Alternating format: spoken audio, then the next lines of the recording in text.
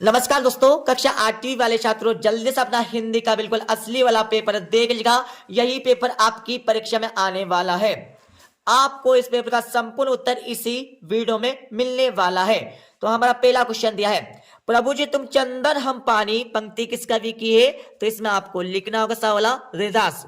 दूसरा क्वेश्चन आपका दिया है, मुंडा समाज के आराध्य देव सिंह का अर्थ है। इसमें आपको दावला सूर्य लिखना है। तीसरा क्वेश्चन आपका दिया है, करुण रस का स्वभाव है। तो इसमें आपको दावला सो को लिखना है। चौथा क्वेश्चन आपका दिया है, पृथ्वी सूर्य की परिक्रमा लगभग कितने दिनों में पूरी करती है? तो इसमें आपको लिखना होगा सवाला 365 सही 1/4 दिन। पांचवा क्वेश्चन आपका दिया है, रात्रि का परिवाची है। तो इसमें आपको राइट आंसर यहाँ पर आवला निशा लिखना है। अब यहाँ पर अगला प्रश्न देख लीजिएगा। प्रश्न संख्या 6 से लेकर 10 तक के आपके खालिदान पूछे जाने वाले हैं, जो आपकी परीक्षा में एक एक नंबर के आने वाले हैं। तो यहाँ पर 6ठा खालिदान देख लीजिएगा। तानसेन के गुरु खालिदान थे, तो इसमें आपको लिखना होगा स्वामी हरिदास आपको लिखना है। 7वां खालिदान आपका दिया है, आर्यभट्ट की पुस्तक का नाम खालिदान है। तो इसमें आपको लिखना होगा आर्यभट्टी लिखना है। अब आपका 8वां खालिदान देख लीजिएगा। दैनिक शब्द में खालिदान प्रत्यय है, तो इसमें आपको लिखना होगा ईय प्रत्यय लिखना है। अब आपका 9वां खालिदान देख लीजिएगा। संगर रस का स्वभाव खालिदान है, तो इसमें आपको लिखना होगा रति आपको लिखना है। 10वां आपका खालिदान देख लीजिएगा। आर्यों के प्राचीनतम ग्रंथ खालिदान है, तो इसमें आपको वेद लिखना है।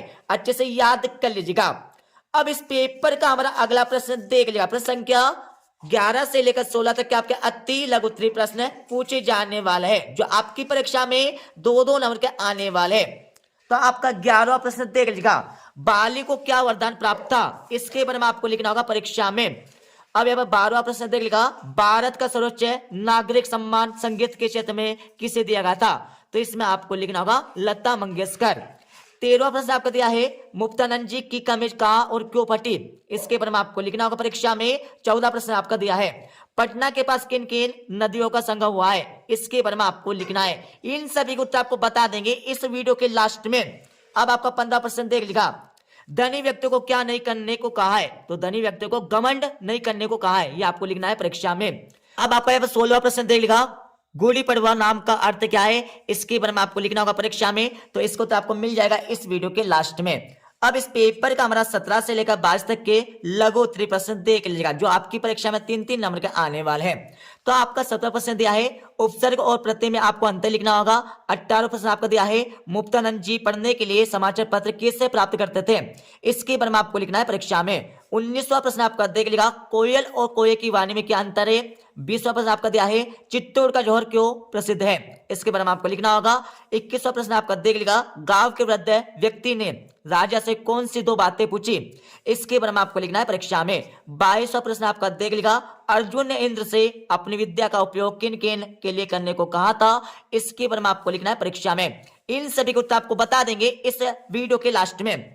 अब इस पेपर का हमारा अगला प्रश्न देख लेगा। प्रश्न संख्या 23 से लेकर 26 तक के दीर्घ उत्तरीय प्रश्न पूछे जाने वाले हैं, जो आपकी परीक्षा में 5-5 नंबर के आने वाले हैं।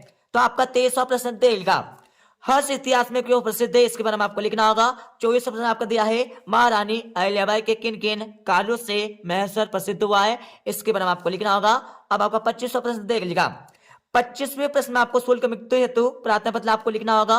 और 26वां प्रश्न आपका दिया है, तो 26वें प्रश्न में आपको किसी एक विषय पर एक निबंध लिखना है। तो अच्छे से आप एक निबंध याद कर लीजिएगा। अब मैं आपको इस पेपर का फुल सॉल्यूशन आपको बता देता हूं। आप यहाँ पर 11 से लेकर 26 तक के प्रश्नों को अच्छे से लगा लीजिएगा। ये हमारे 11वें प्रश्न उत्तर आपको दिया, अच्छे से लिख लीजिएगा। 11वीं के बाद आपको 12वीं का आंसर मिल जाएगा। 12वीं के बाद आपको यहाँ पर 13वें प्रश्न उत्तर आपका दिया है। 13वीं के बाद आपको 14 का आंसर मिल जाएगा। 14 के बाद आपको 15 का आंसर दिया है। 16वें क्वेश्चन का आंसर आपका दिया है। 17वें का आंसर आपको दिया है। 18वें क्वेश्चन का आंसर आपको दिया है। 18वीं के बाद आपको यहाँ पर 19वें का आंसर आपको दिया है। 20वें का आंसर आपको मिल जाएगा। 20वीं के बाद आपको यहाँ पर 21वें का आंसर आपको दिया है, अच्छे से लिख लीजिएगा। 21वें के बाद आपको 22वें क्वेश्चन का आंसर आपको दिया है। 22वें के बाद आपको यहाँ पर 23वें क्वेश्चन का आंसर आपको दिया है। और 24वें का आंसर आपको दिया है।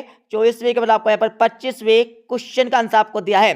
अच्छे से लिख लीजिएगा अपनी रफ कॉपी में। आपको 25वें क्वेश्चन में इस प्रकार से परीक्षा में प्रार्थना पत्र लिखना है। तो अच्छे से लिख लीजिएगा अपने रफ कॉपी में और याद कर लीजिएगा। और 26वें प्रश्न उत्तर आपको स्वयं अपने बुक से देखकर लगा लेना है। तो ठीक है दोस्तों, मिलते हैं अगले वीडियो में। जब तक जय हिंद, वंदे मातरम।